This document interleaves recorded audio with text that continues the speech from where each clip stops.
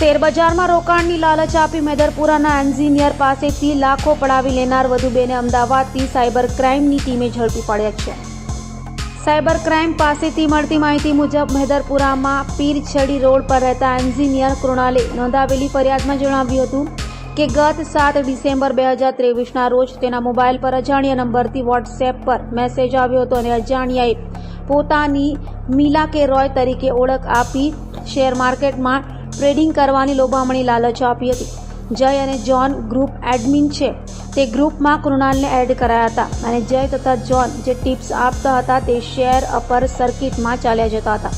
Upper સર્કિટના share ખરીદવા institutional account open કરાવવું પડશે તેમ કહેતા એક લિંક મોકલી ડાઉનલોડ કરાવાઈ હતી, જેમાં જરૂરી વિગતો ભરાઈ હતી અને ત્યારબાદ બેંક એકાઉન્ટમાં મિનિમમ બેલેન્સ રાખવા, ડિપોઝિટ પેટે એમ અલગ અલગ બહાના હેઠળ અલગ અલગ બેંક એકાઉન્ટમાં 20,50,000 ટ્રાન્સફર કરાવ્યા હતા, જેમાંથી 3 લાખ વિડ્રો કરાયા હતા, જ્યારે બાકીના 17,50,000 વિડ્રો કરવા ન દઈ ઠગાઈ આચરી હતી.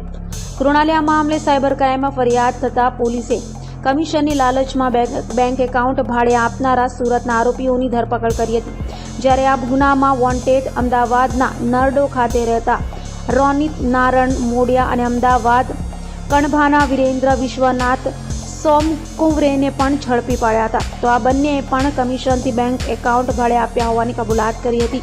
હાલ તો સાયબર ક્રાઇમમાં આ મામલે વધુ તપાસ હાથ ધરી છે.